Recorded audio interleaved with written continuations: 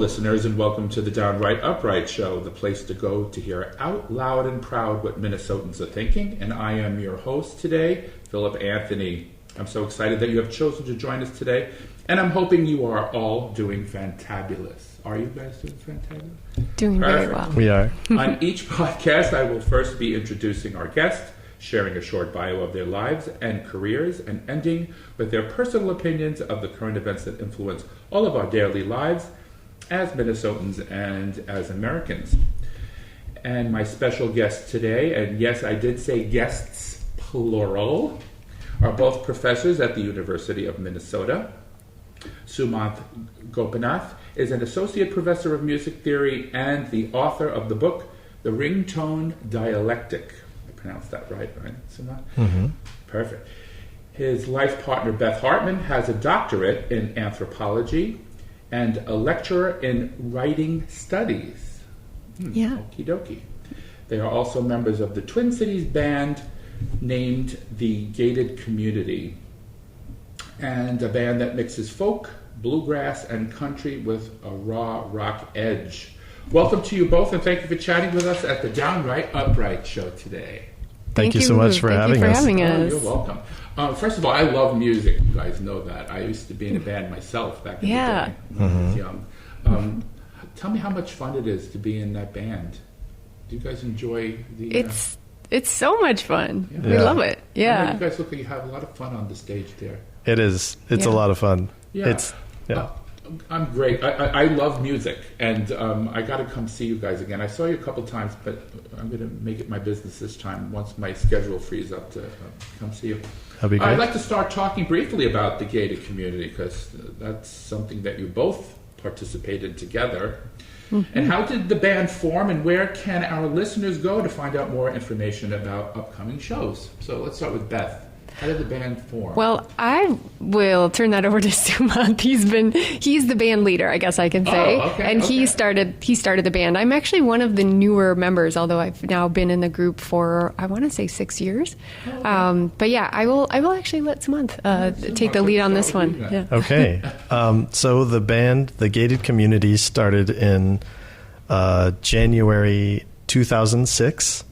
So it goes back to... Really? Me too.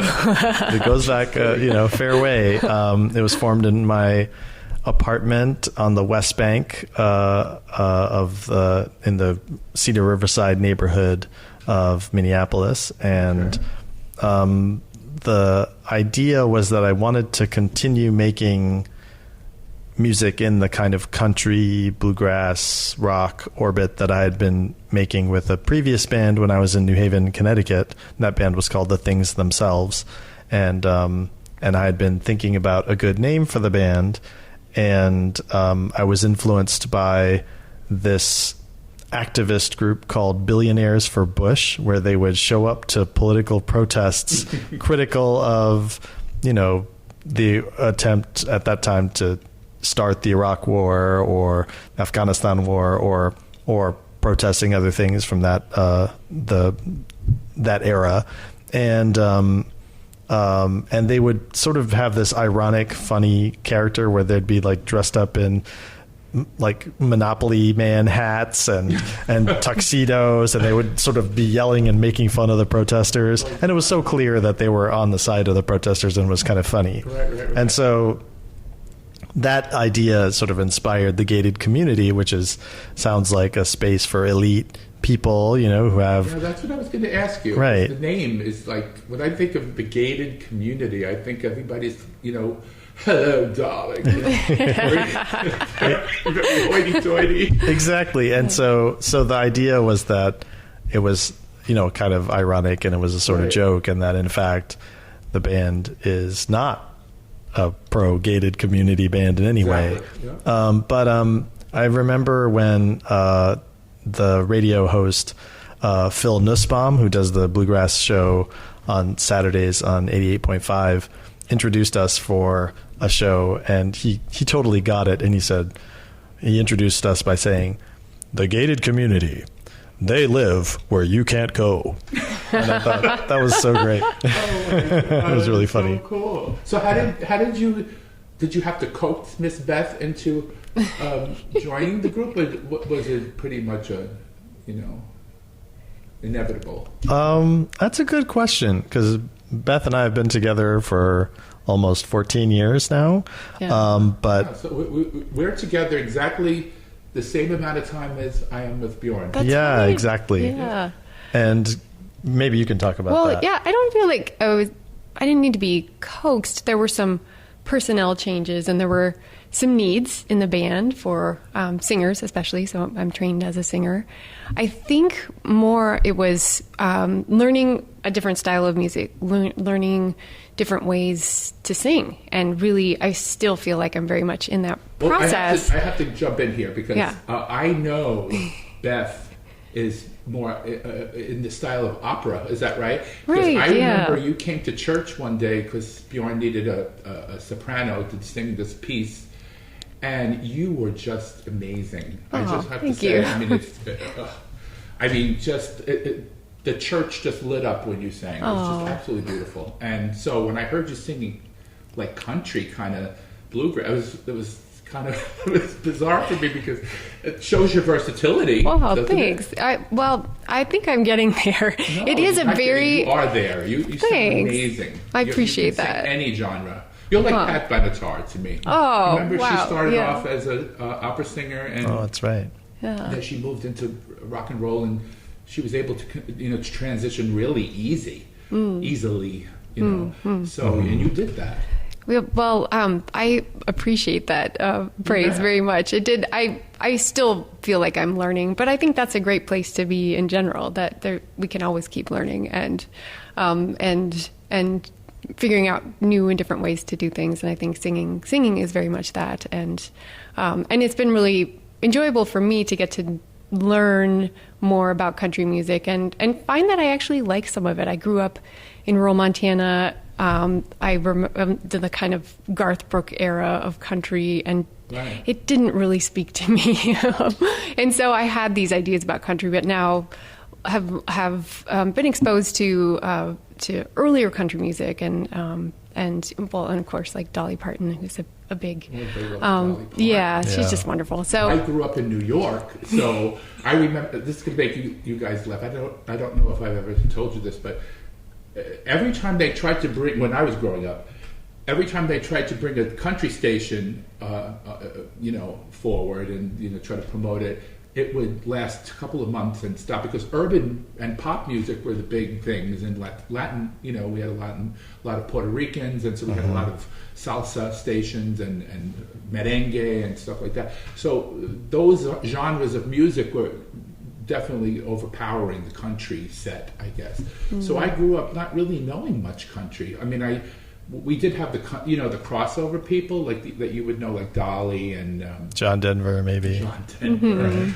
What's his name? Glenn Campbell. People like that. Those, they were able to cross those lines. But now it's just country. It's just permeating the entire country.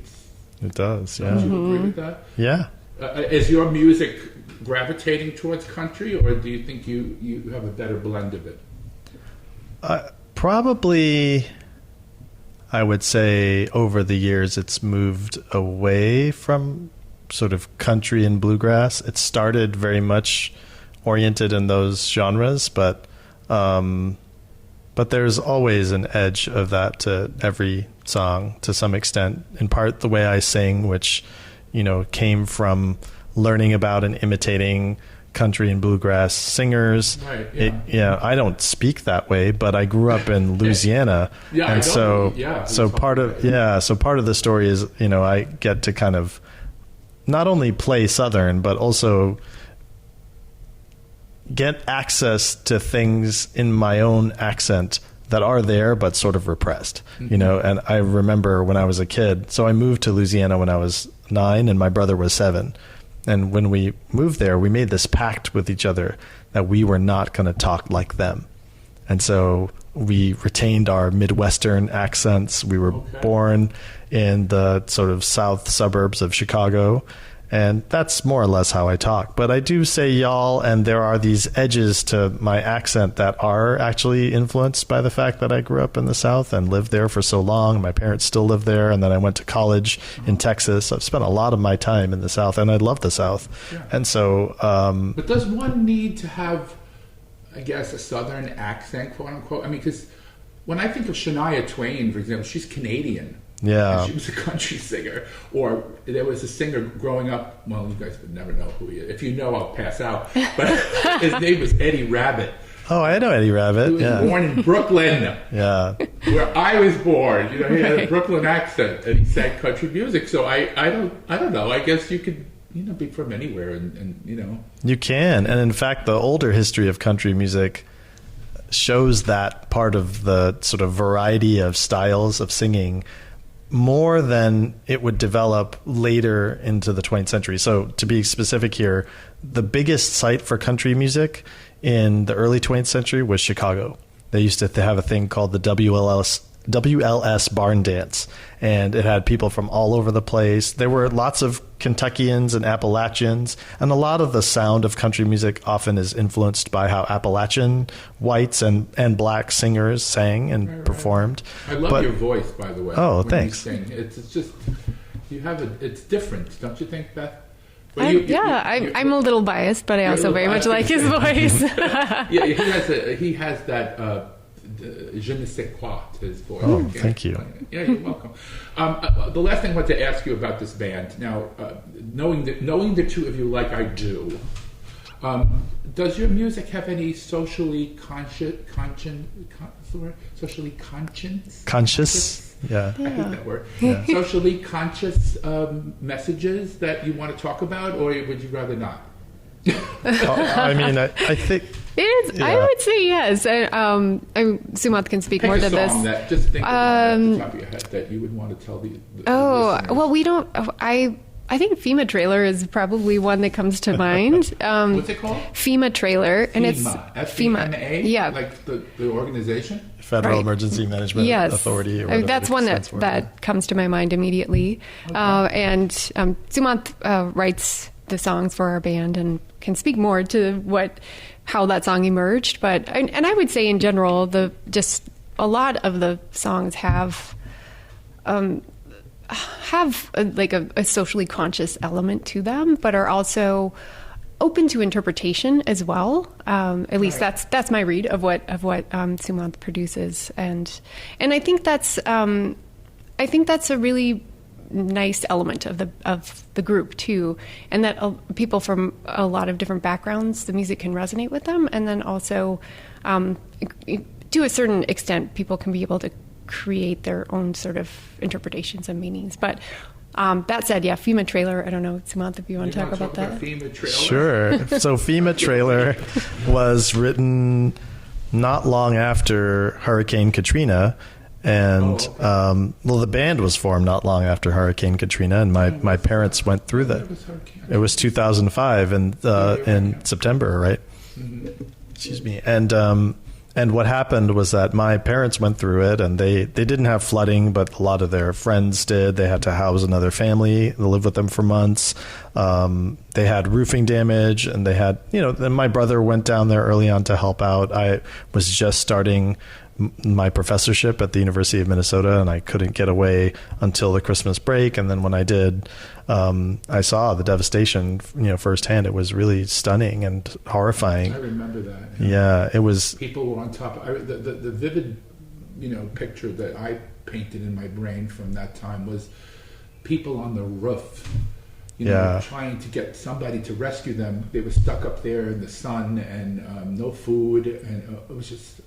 It's horrific. And when I went, the flooding had receded, but you could still see things like cars in trees. There's along the highway, there was a car in a tree.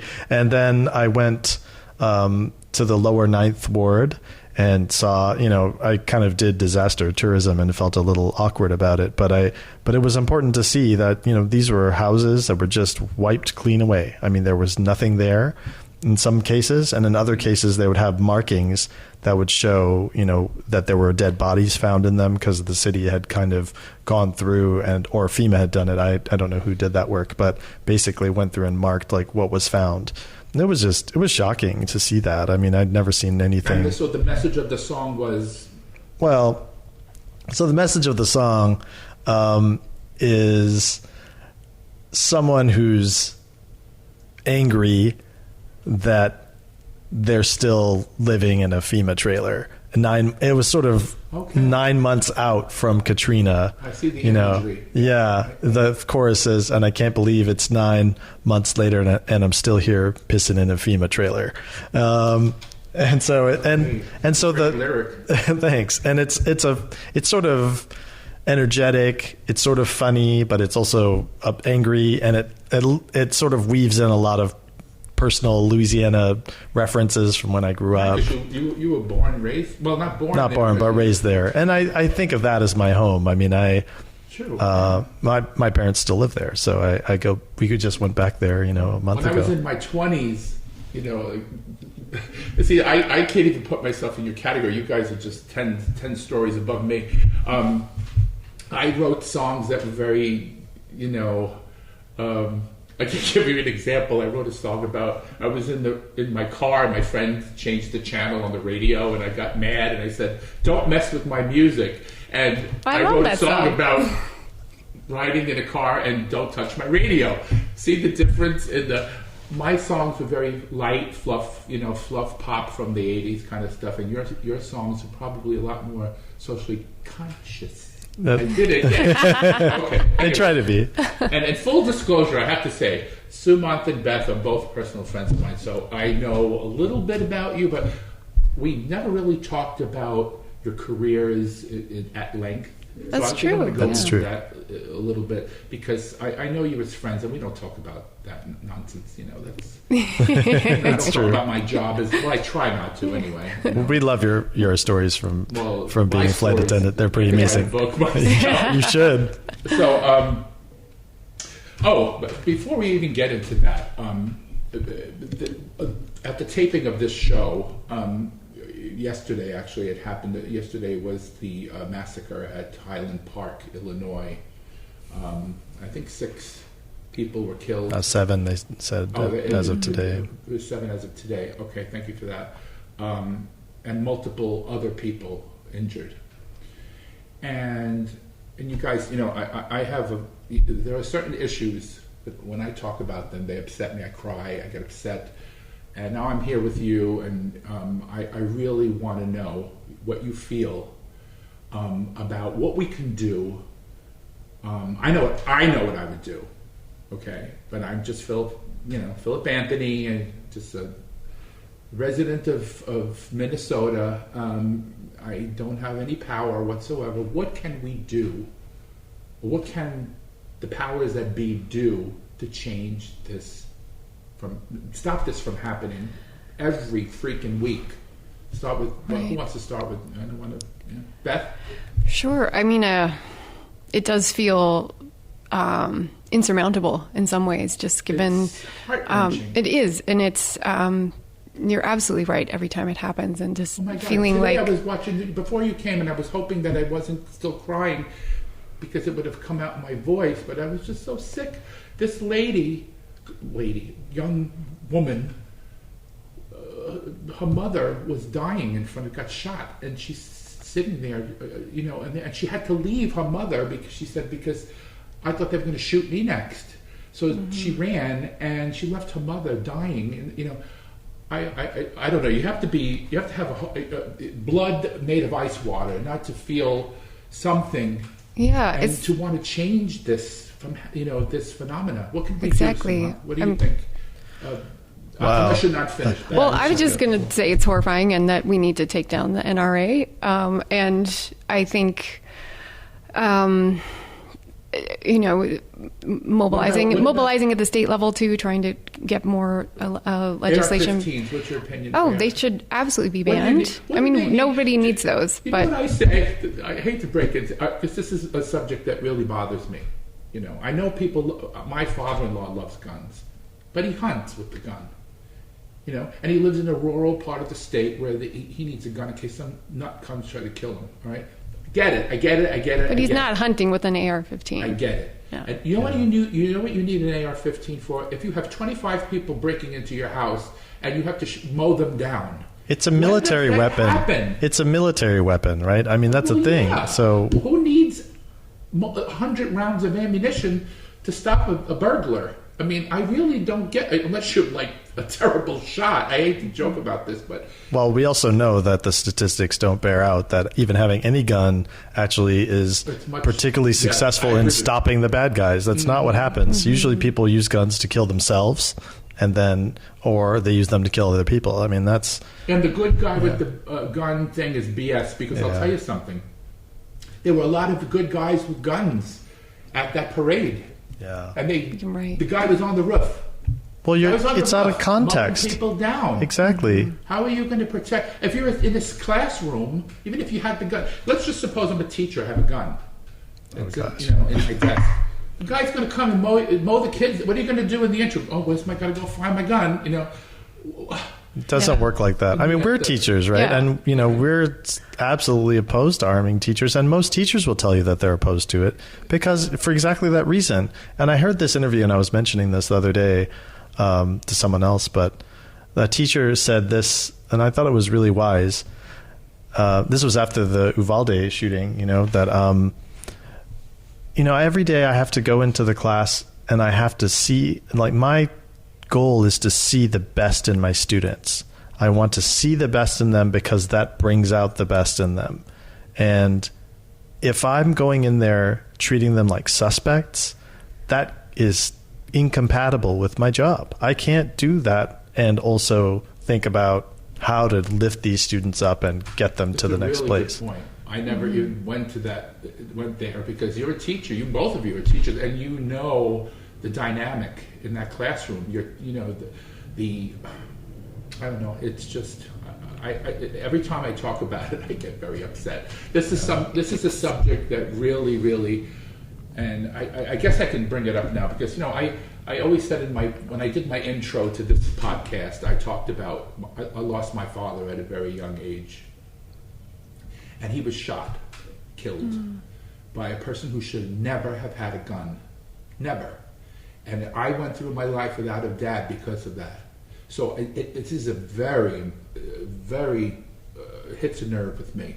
And so if anybody out there thinks this is okay that our children are getting shot, that our parents, our friends are getting shot, just because your so-called Second Amendment right, which they forget the part about the well-regulated militia part, which is listed. Exactly. It says it right there. And to me, a militia is the army or any organized military force. Right. We don't talk about that. We just talk about it. We need to have guns, and too bad for you. Yeah, I mean and to think about solutions, and I'm very much for more gun regulation. There are people on the left who, in response to all the things that are going on now, are starting to become pro-gun and have leftist gun clubs, and that stuff scares me. I think that, I think progressives will never win in that context. I am also pro-nonviolence, so that's my general position on that stuff. But I will say that, there are lots of, in addition to banning things like AR-15s or developing gun buyback programs or, intensifying background checks. I mean, people have thought about, Australia did an amazing job managing that. Yeah. But that, in addition, there are sort of really basic common sense things that could happen. And for example, with this case, the shooter in Highland Park had already been alerted. The police had already been alerted of his presence and issues. They had reclaimed he had bought a bunch of knives, and they actually the police went and took them away from him. He was because he threatened to kill his family. And it's like, if that's a person, that's the kind of person that there should just be a registry. Like, you were going to kill your family. The cops know that. There should just be an Should be, okay, let's go investigate this person. Why are you buying 100 rounds of ammunition, or why the Uvalde shooter as well. Yeah. He bought how many? It was 1,000 rounds. And people said that they were scared of him, so there was also concerns about him before. And they add? I mean, here I am. I'm in a gun, shop. I need 3,000 rounds of ammunition. What do you need 3,000 rounds of ammunition for? Follow-up question going to be, if you were a normal human being with a brain, what are you going to do with 3,000 rounds? Are you being attacked by a militia? Is somebody coming after you? Yeah. Maybe we should report this. Yeah. Because you're in danger. What do you need 3,000? See, this would be a normal country would do this. Yeah. Yes, but the reason they're not, because the belief that you should have the right to, protect your property at all costs, including from fantasies that don't exist, as well as have the right to insurrection. Because I think the other piece of this that's really important is this is a story about going into the territory that I think that's what it's all about. I think it's about that too, and I think that it permits fascism in America, which is growing, and those are the kinds of things that really scare me. I mean, when they use the word militia to describe groups of vigilantes and organized groups of people, often typically white, who are, collecting all sorts of military grade weapons and have bunkers and have, sort of agendas to try to, who knows what, really. I mean, I'm not involved in that world, but it just suggests that there's a broader agenda at play that isn't just about, you like toys. I mean, some people like guns because they're big, violent machines, that are fun to play with. But there's something else at stake, and that other aspect of what's at stake is scary because it'll undermine the basis of our country. Other countries have people with mental illness as well. Did you know that? What? Yeah. No. I know. You're so right. Listening to probably saying he's just saying things that just people should know. Well, it is. It's so obvious, right? Every country has mental illness. It's just the way it is, man. Yeah. And they don't say, "Oh, the answer to mental illness is more guns." They say the answer to mental illness is to give them help. Funding for people to get... We don't have that in the United States where people could just walk in and get help for mental illness and just give them guns on top of it. This is just ludicrous to me. It is absolutely ludicrous. And you're getting at some of those larger structural issues in the U.S. too, where people can't access the help they need. The limited social safety nets that we have been chipped away, especially over the last 20 to 30 years. And so people are hurting and they can't get the help and support they need. Yeah, and COVID was a perfect example. People were getting COVID and they didn't have health care. Yeah. Could you believe this? Right. Well, some people got overcharged for all sorts of COVID treatments. It was crazy. Yeah. They were supposed to be covered by the government, but they weren't. I mean, these were mistakes and or things that hospitals did. Maybe accidentally, maybe not, but it just goes to show that when you don't have a comprehensive healthcare, system for the country, for people, all these sorts of weird bad stuff can happen. And, so the answer, you guys, this is the answer. Vote Republican because you will have a better country. You'll have more healthcare. You'll have less racism and less homophobia. The prices will automatically go down because, as you know, the Republican Party can lower your prices, and the air will be cleaner. Am I getting? Are you guys getting my Okay. Anyway, just thought I'd bring it up. Anyway, I'm going to shift a little bit here to to Sumanth's book. I know we're going to talk about it a little bit here because I looked at the synopsis about the book.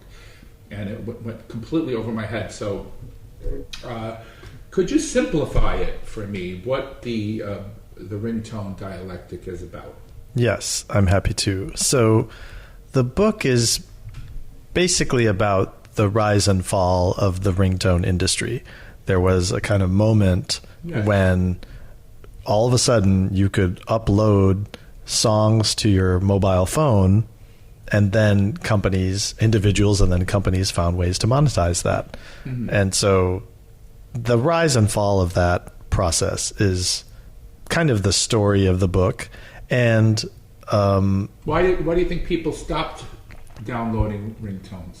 Well, they stopped for numerous reasons that I'll get to in a second once I sort of explain the rest of the sort of basis of the book. No, it's okay. And so one of the things that I was trying to I was interested in was that as the ringtone changed in its sort of sonic format, it started off as a kind of very simple synthesizer file that would play little beeping melodies. And then, they were called monophonic ringtones. Right. And then they ended up becoming more complex synthesizer files that used the MIDI protocol, MIDI, musical instrument digital interface. I think that's what that stands for. And then eventually they became audio files, like what this podcast is recorded on. And so that change led to big changes in terms of how the money that was involved in the exchange for the ringtone. So does it say what portions of the $1 or $2 or $3 that you were paying for a ringtone would go to whom? So some of it would go to the wireless company that was, sort of organized the billing process. A lot of it would go to, in the earlier cases, in the monophonic and polyphonic, a lot of it would go to the publishers. So people who published the songs that were being covered as a ringtone. But then when it became a sound file, the much more money went to the record labels because they owned the master recordings and they had a lot of power in that process.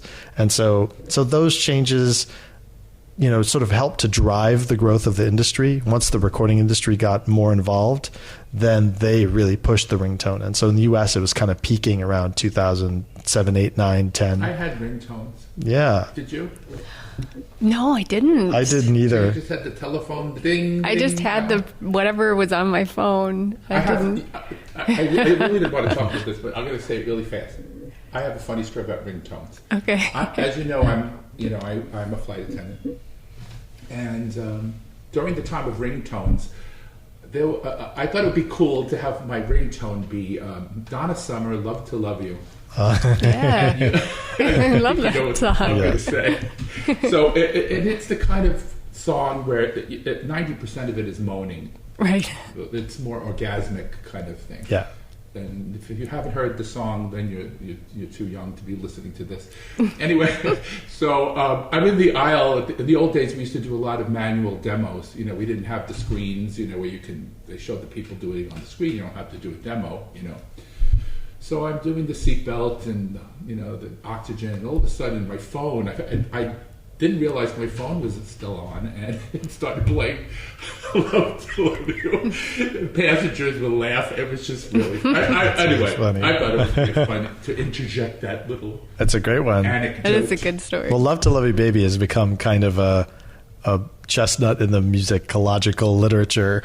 In fact, I just got a book in the mail yesterday by Danielle Sofer, who is a music scholar at the University of Dayton, I believe, and their book has a chapter on Love to Love You Baby. So a whole chapter on it? I think so, or big section on it. Well, it was revolutionary for the time. Yeah. Because, you got to remember we lived in a very, how would you say, clean, repressed, Ozzie and Harriet kind of society, Thank you very much. See, he uses the right word. I use the TV word.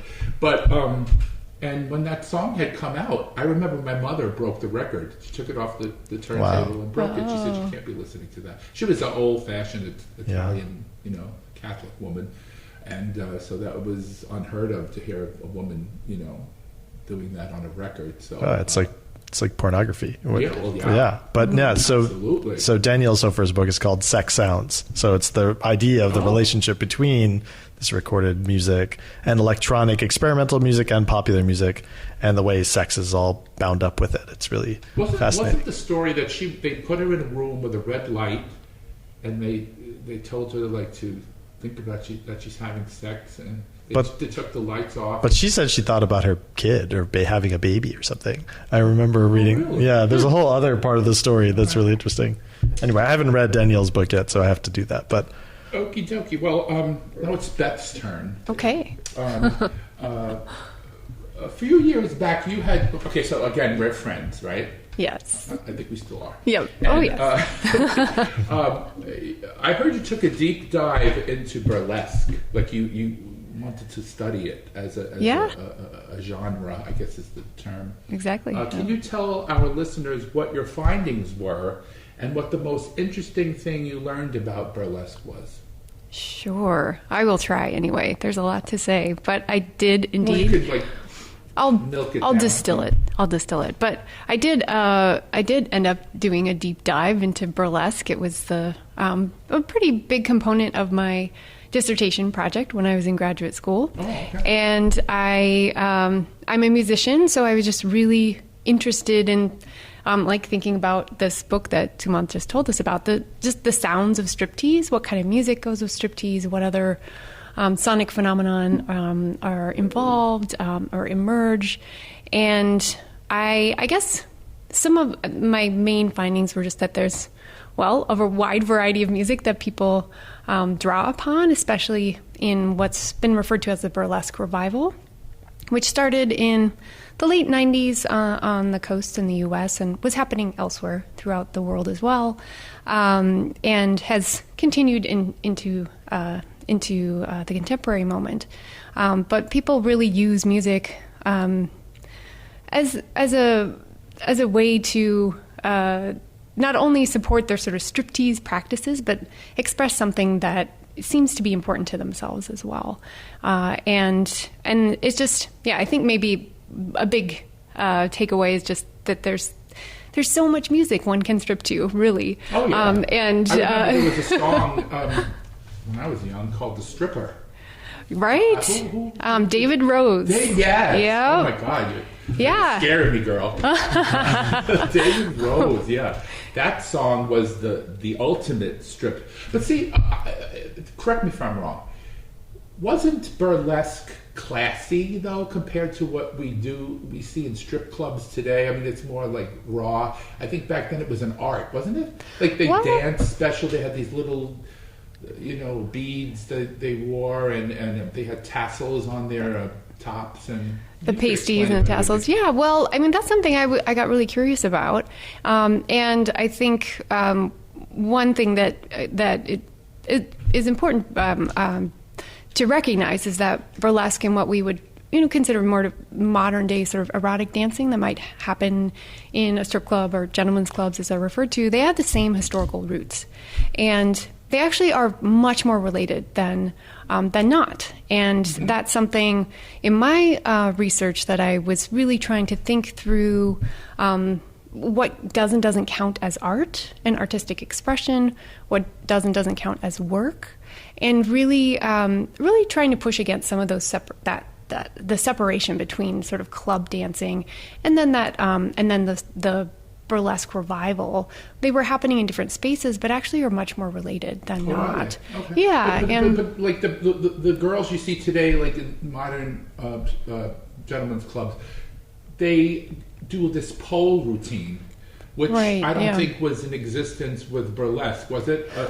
That's correct. Yeah. So if we go back to the early 20th century roots of burlesque, they did not have poles at that time. Poles came into being. It's hard to know exactly, but late 70s, early 80s in clubs, and that was a shift from some of these bigger kind of theatrical productions to nightclubs around mid-20th century. And then the invention, I guess, of the gentleman's club model in the 70s, where there was very much this aspirational quality of trying to give a sense of luxury for mostly male customers. And then we do see changes in terms of performance practices, changes in costuming, changes in music as well. And now I just lost my train of thought. What was it that you asked me? About the differences between the pole dancing. Right, that's it. Yeah, poles. So, yeah. Yeah, so poles didn't always and everywhere exist. They did have a historical moment, and they still exist today. And now there are offshoots related to that as well. So there are people who take pole classes and who compete in pole competitions, and so that was part of my. Say that. I mean, it's become like an art now. I mean, you have to be very gymnastical. Is that a word? Very athletic. To do some of these things, and they're going upside down and climbing. It takes just their knees. Some of these women. They don't touch the pole at all. They're just using all leg muscles. And, it takes an incredible amount of strength. And part of my, when I was doing research for my dissertation, I did take pole classes, and it was incredibly difficult. Very difficult. Were you able to do it without your hands? I got to some tricks where I could do that, but it's really hard, and that's something that I wanted through my work to really stress too, that when people try to separate something like a pole class, which is, exercise or entertainment for often for middle class folks who aren't doing it for a living, that it's really important to bring that back to the erotic dance roots and really show that individuals who are working in that industry have a lot of skill, they have a lot of talent, and it is hard work. And so that was another piece, and probably something that I don't know if it was surprising, but something that that was something I wanted to stress in my project. I think too that when we think of it, it is a talent, because again, when you go back to maybe the 60s, when you think of stripping and stuff, it was just like David Rose is playing the stripper, and she's just taking one layer off at a time, and she's just dancing, and it was more like a dance routine. Whereas today, it's become like an Olympic sport. I mean, they're just spinning around, and anyway. Yeah. So I was going to ask you the follow-up question to that. Let's go into the LGBT community. Now, I remember as growing up, when I first started coming out, going to clubs when I was in my teens and early 20s, there were men stripping as well. Right, yeah.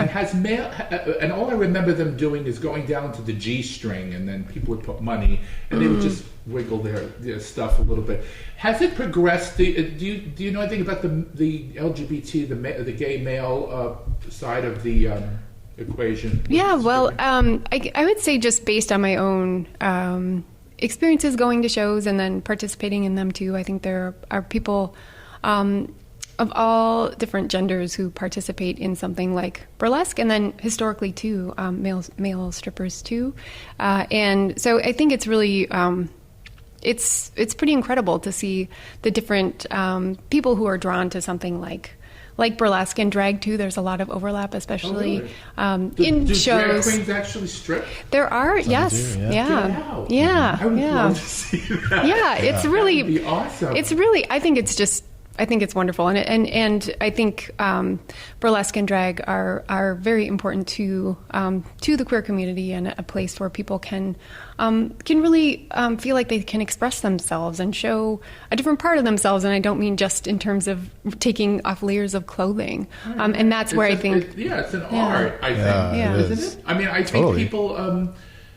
I guess the way to me, I think it's the way you're raised. If you're raised like, you have to, to be very humble and very, demure and all that, this would be something you couldn't deal with. But you got to remember, people, want to express themselves in different ways. And if we are a truly free country, we should be able to do that. Yeah, I agree. I think that's the issue here. Like the way they're curbing back women's rights and gay rights and this rights and that rights. And instead of, if you're supposed to be the quote unquote, they hate us for our freedom. You hear people say that. If you're not truly free if you can't express yourself the way you want to be expressed. You're not hurting anybody. Exactly. Yeah. Do strippers hurt your feelings? All right, these are victimless crimes, right? If they're outlawed. I'm going to say something a little. Maybe you can jump in on this, because again, burlesque. Then we can transition into prostitution. It's a profession that's been dated back to time immemorial. And who's the victim? I would like to know, can you guys tell me who the victim of that crime would be? Since it is a crime. Oh, which prostitution? Who's the victim there? Well, yeah, and I don't know. So I certainly am just following what I have learned from sex workers and sex worker activists who really see sex work as work, and that it is labor that needs to be protected, and that when we go to the sort of moralizing place, it's also, it just adds to stigmatization. It's dehumanizing.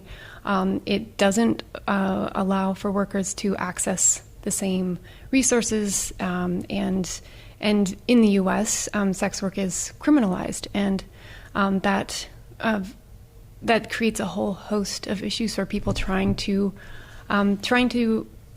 do their jobs and trying to survive. And so, in terms of a victimless crime is the right, I guess, it's a question mark of who is the victim here. And I think the whole framing of sex work as trafficking or as lacking, people lacking volition or agency to make choices that are best for themselves is an ongoing issue, and one that needs to get more attention, I would say. I agree. And I remember going to Amsterdam when I was doing international flying back in the day, and it was, the government regulated it. So in other words, you had a health department taking care of these women, making sure that they were getting tested, they were using protection, they were able to see doctors. It was all about freedom for that woman to do what she feels for herself works.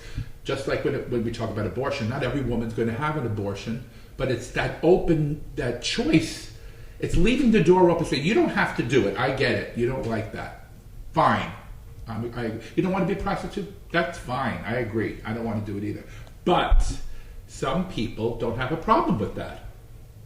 And why would you care that they're doing that? Does that make sense? It does. Well, one of the things that's really strange about this to me is that anytime you take a job and you have an employer, you at some level, you're selling your body over to that employer to do the work they want you to do. They want you to use your body and your mind in the ways that they want you to. And the law gives you certain protections as an employee, but not that many.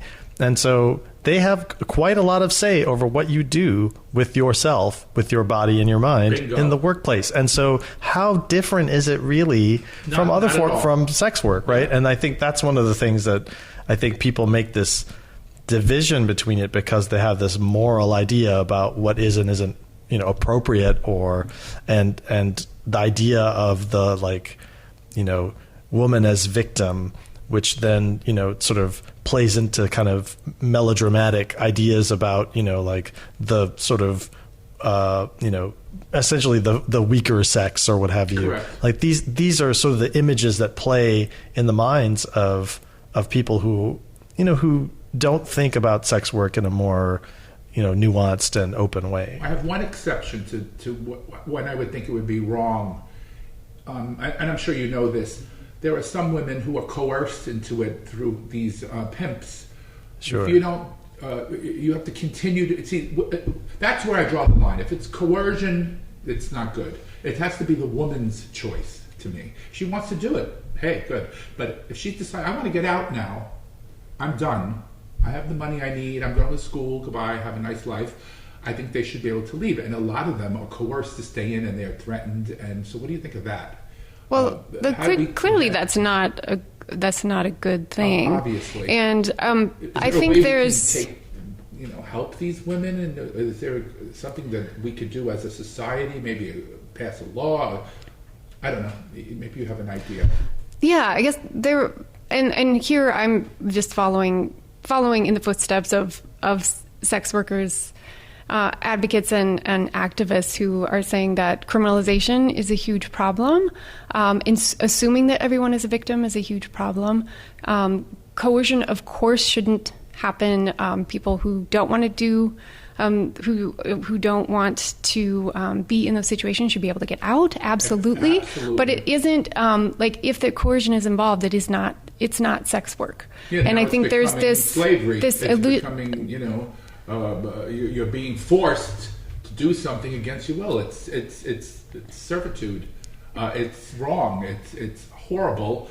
And women should, if a woman says, you know what, I enjoyed the time I had with you, have a nice life, goodbye, I'm going, her life shouldn't be threatened. She shouldn't be, I'm going to kill you, I'm going to kill your kids, I'm going to do this. This stuff this is where I lose it with that. But like I said, when it came to Amsterdam, those women there were protected by the government, actually looked out for them. They had health care, they had doctor visits, they were regulated by the government to make sure that they were safe. Yeah, well, I was just going to say, I think it's really important in general to listen to the people, to listen to sex workers, to listen to what they need. And in a country like the U.S. where sex work is criminalized, it's really hard because what they do is criminalized. It's much harder for their voices to be heard. And based on based on the activists whom I follow, we absolutely need to decriminalize sex work in this country, and that in effect will help the actual victims, who the real victims of. Use the word trafficking, but it's also a problematic word. But people who again don't want to be in those situations. But there's so much conflation of some of these terms, and then in terms of the laws in place in the U.S., it is absolutely not helping sex workers by any stretch of the imagination. And in terms of victims who do want to get out, it's not helping them either. So we need to decriminalize, we need to destigmatize, and to have more open conversations about topics that often get pushed to the side, and it's all bound up with a lot of other issues concerning gender and sexuality in this country too. Well, thank you guys for talking about your careers and your band and these things that are so important in society. But we've come to a specific part of the show. Okay. Do you know what it's called? Do tell. The part of the show I like to call the shift. Ta-da! Okay. Where I shift the questioning away from your careers and into a discussion on current events that may or may not pertain to your expertise. Is that okay? You guys agree with that? Yes. Sure. For that?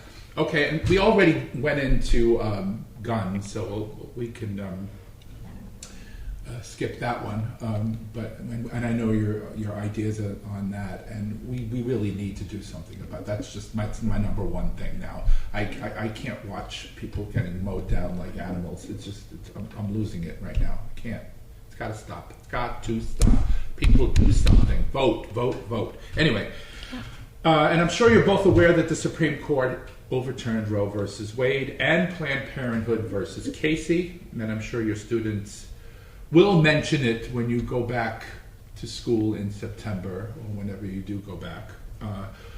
What are the dangers American women now face because of this decision? We're going to start with Miss Beth, obviously, because she is a woman that can speak better than me and Sumanth can, or Sumanth and I. Grammar. Well, it's. I think we knew it was coming, and those, yes. And again, not my area of expertise, but those, there have been abortion rights advocates who've been working on these issues for years, and could see the way that abortion rights have been chipped away at, and so.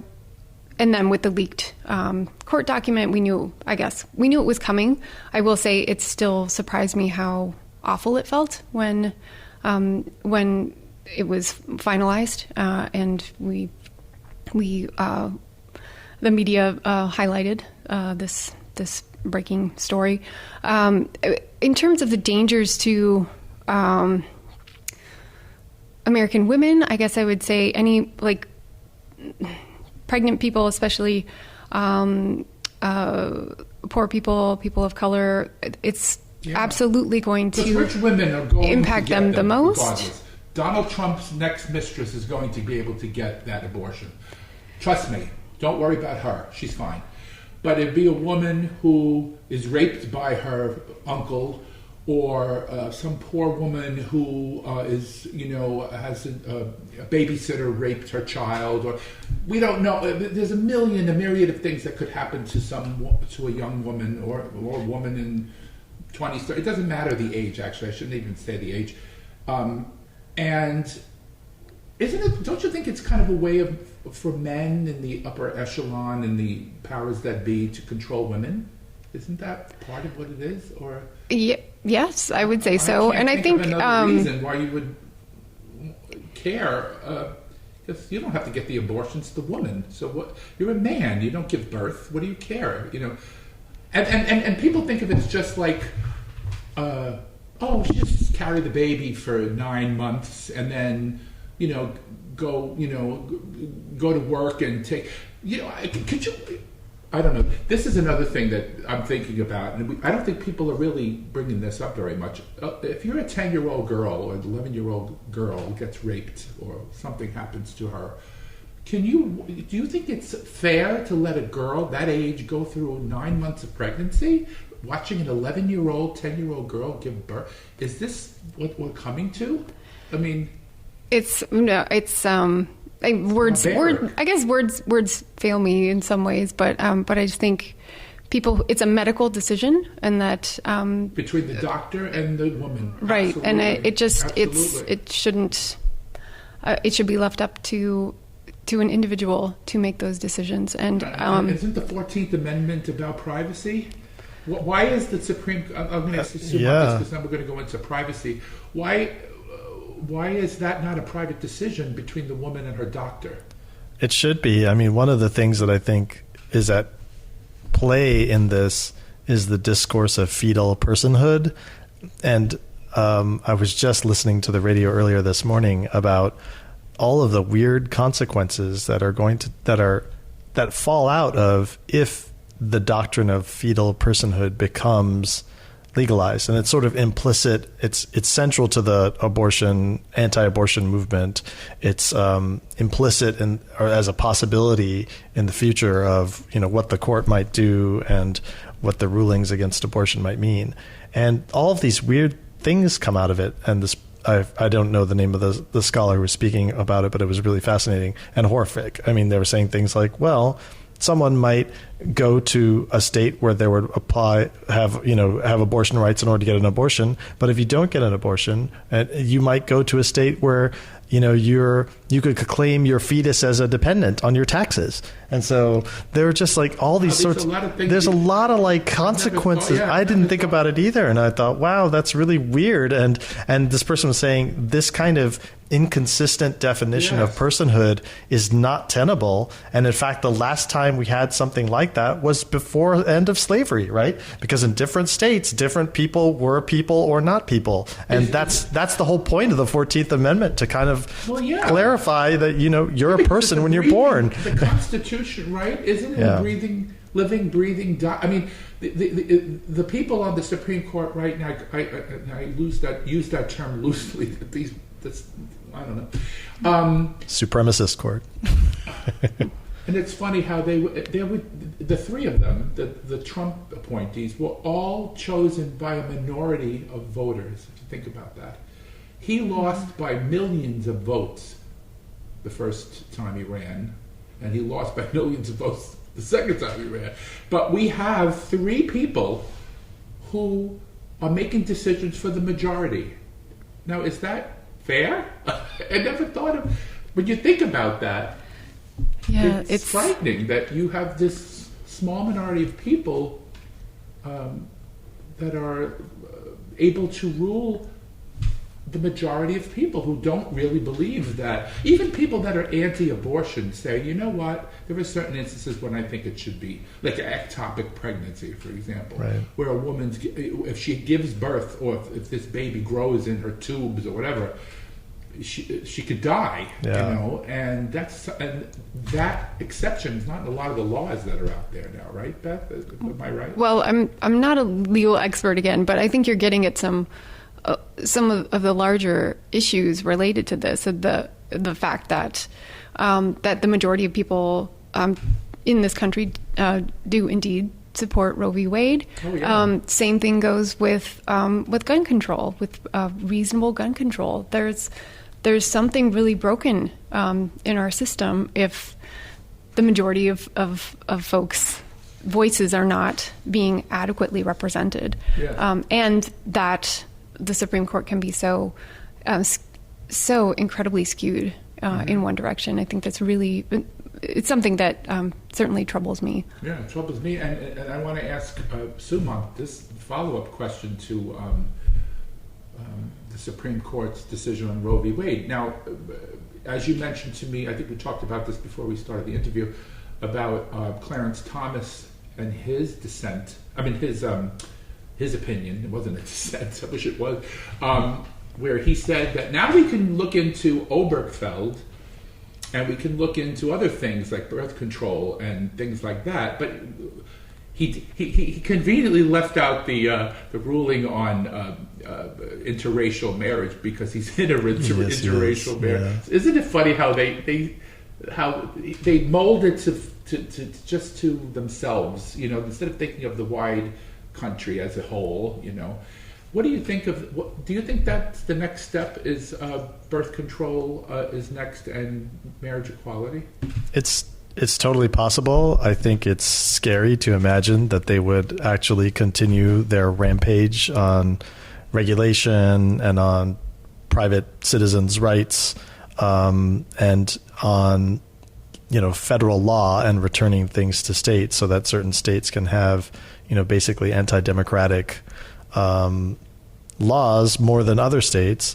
It's going to be like slavery was in the Civil War. Right. It feels like we're moving to something like that. And the irony of all of this, and we're learning this, we're both reading a book by the political scientist Corey Robin, who wrote in 2019 a book on Clarence Thomas, and it's a sort of close reading of his judicial opinions and positions, and I think many people have treated him as stupid, and I think he's definitely not diabolical. Yeah, well, I think so too. And one of the things that's really interesting in Corey Robin's reading is that how central a conservative strain of black nationalism and the belief in the omnipresence of racism are central to how he interprets so many different cases. Mm-hmm. It's surprising. And one of the things Robin says is, you know, if you are a progressive reader, you will be surprised at how much you agree with Clarence Thomas. And I think it's really interesting. And it should give us pause. Maybe we need to think more critically about the things we assume. Maybe, you know, racism, in his view, is basically thought of as permanent, you know, like it's never going away. And lots of other people on the left think that too. Maybe we need to think about and figure out a way to imagine a world where, you know, race is understood as the made up garbage concept that it is. I mean, cultures are real, languages and, you know, ways of living are real. Certainly differences of how your bodies look and skin colors or whatever, those are real, but is race real? You know, that's I think one of the things that we at our peril assume if we don't, you know, pay attention to the way that sometimes the most important concepts that we draw upon in our own critical analysis can be, you know, flipped on the, you know, on their head and turned as a weapon against, you know, democracy and against equality and fairness. Like I said before, with that decision for Roe versus Wade, it was based. The original Supreme Court in 73 was 72. Was it 72? 73. They based it on the 14th Amendment because they said it's a privacy issue. It's between the woman and her doctor, and it's between the woman and her family and or whoever, you know. Mm-hmm. And the government should be stepping in. So. It was, and then it was. Now they're saying it's states' rights issue. So do certain states have don't have privacy with their doctor? I mean, it's kind of. I thought the Constitution was written for the entire country. Not We have state constitutions, yes, we do. Yeah. But we also have one to protect against the how would you say it, the villainry or the evilness of certain states who want to treat people differently and subjugate them in certain ways. And I think a woman that lives in Kentucky should have the same rights as a woman that lives in Minnesota. I mean, right? I think so, yeah. Why should she have to get on a bus or a plane or whatever and to exercise her right as a human being? I don't know. This is this issue that's going to go on and on and on. And marriage equality, obviously, it's going to affect me. And I discussed it with my husband, and he literally said if it happens, we have to leave the country. Because if we're not married in the United States, it's dehumanizing if you think about it. I mean, it's like Absolutely. I'll have different rights than you do. Yeah. You know, think about that for a second, just a second. Think about one person that's in a relationship will have. Well, you two aren't married, but if you were, you have the right to be, and they'll never take that away from you. But unless they bring back interracial, That's true. interracial. I mean, but Clarence Thomas is there. Don't worry about it. Yeah, okay. You're good. He's saving me. But anyway, finally, the current Supreme Court is one of the most activist courts, as I talked about before. You know, attacking civil liberties and separation of church and state, the whole thing. Now, they had two other decisions that were monumental, in my opinion. There was the Kennedy versus Bremerton School District, which is about a coach calling his team to pray in a public school setting. We'll start with that one. Where do we draw the line? Are we going to be able to put prayer shawls for Muslims in public schools and have them praying in the 50-yard line too? Is that going to be okay for some Christians? You know, I mean, I thought people came here to escape establishment of religion. What do you think, Sumanth, about that? Well, I mean, I guess what I think is I want to see Satanists actually. Oh God! Everybody said that. Yeah, this has been a big joke that's been going around, but it's cauldron in the right, exactly. I mean, I just think the whole thing is absurd. I mean, where do we draw the line? You said freedom of religion, in a public school. Right, exactly. Everybody has different beliefs. And also, it makes me wonder, should we start classifying more of our daily activities and beliefs as religions? You know, I'm a leftist Marxist. I mean, there are, frankly, religious elements to Marxism, but should I just call it a religion? And then do I have right to kind of at the 50-yard line, talk about the class struggle and inequality? Maybe I should. And I think, again, that these things atheism is a religion if you think about it. Atheism is a religion. Sure. Yeah. It may not be established. Actually, you can go there are organizations now for atheists to go and agnostics. So it is basically a belief system. Yeah. So where is their exercise of freedom? If you're telling a team to pray at the 50-yard line and you're an atheist, where's your freedom there? Beth, what do you think? Well, I think you're getting at you're getting at the key thing here, which is, in this case, they're only imagining that Christians are going to be the ones who are praying at the 50-yard line, and they don't think that about right, and we can also see how that it can very well be weaponized too, and how if you're not Christian and that you can just opt out, how that immediately singles you out as not Christian. Exactly. And how incredibly problematic that is. But yeah, I think all the memes we're seeing floating around, everybody saying, well, let's get Satanists at the 50-yard line. It's clearly not what they intended, but when you open the doors, That's like why we established the separation of church and state. Exactly. Right. These people are going to be very, very disappointed when they start seeing other religions doing stuff in their school, public schools. If you want to go to a Catholic school or a Christian school, you have every right to send your child there. There's nobody stopping you. But in a public school, we have different kinds of people, with different belief systems and different backgrounds and the whole deal. And I don't see how you can make everybody happy with just one person praying a certain religious prayer at the 50-yard line. You're gonna be upsetting certain people, Yeah. Anyway, Right. and the second, this is the last one question of the interview. I feel sad because I like talking to you guys. West Virginia versus the EPA. So, the government agency created by Republicans, Nixon, cannot regulate pollutants in the air. Isn't that an amazing thing when you think about this? So now, if you think about it, look at all the asthmatics in this country. I can't remember. Every time I hear about somebody, they have asthma now. Who knows what they're spewing into our air and water? What do you guys feel about that? Really quick on the EPA, and start with Sumanth. I mean, I think it's total insanity that you can't actually allow Congress to designate an expert agency to issue regulations and enforce them. I mean, that just basically guts the capacity of the government to do its everyday work. I mean, the Congress people don't have the expertise that that agencies. People went to college and studied for years about the air and right. all this stuff. And you're gonna let Marjorie Taylor Greene control your environment.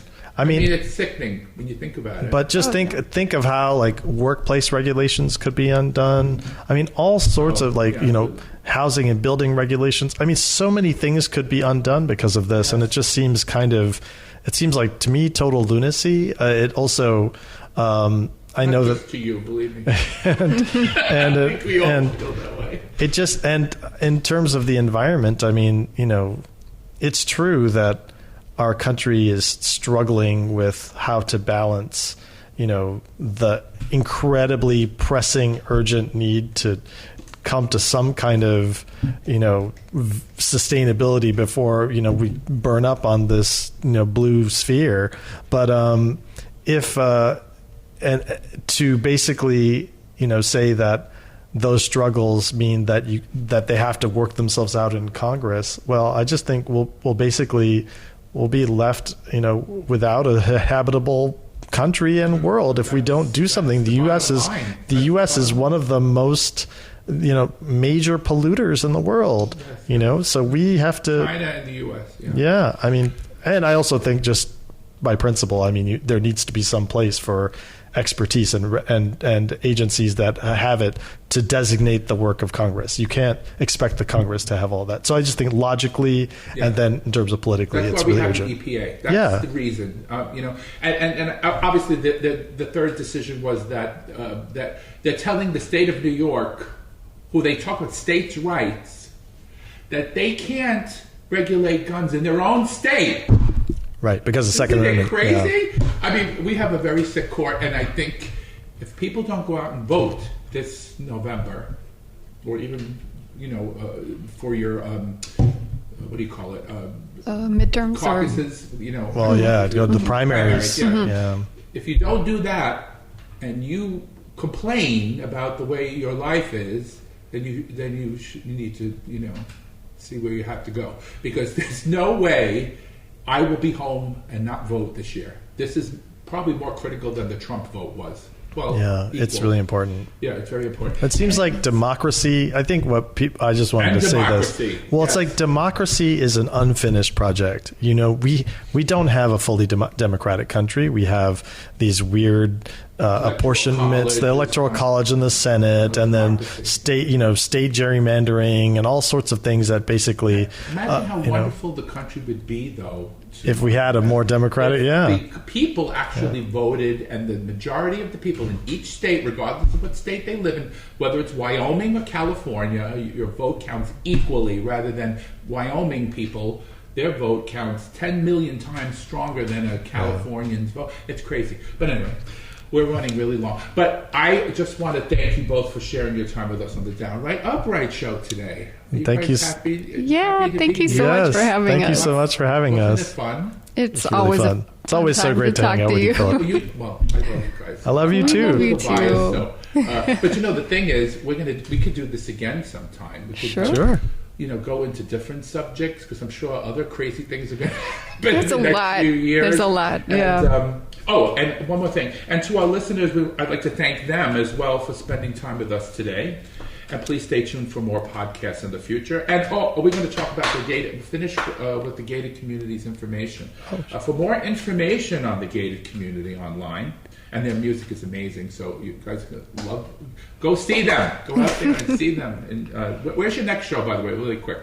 Do you have anything planned coming up, or are you guys on a hiatus? We're August 22nd for those in the Twin Cities. Yeah, there's a show on Monday, August 22nd. It's a free show at the, I think it's 6 p.m. in the Lexington Hamlin neighborhood in St. Paul. Okay, and they can go on your website. So that's what I'm going to do. It's www.thegatedcommunityband.com. So it's TheGatedCommunityband.com. Yeah. Right? And they can also email us at thegatedcommunity@gmail.com if they want to get in touch. What is that? Just thegatedcommunity, the name, @gmail.com. Beautiful. Well, thank you guys again. And thank you, Philip. This is Philip Anthony wishing everyone a great day, and hope to see you soon on the next podcast.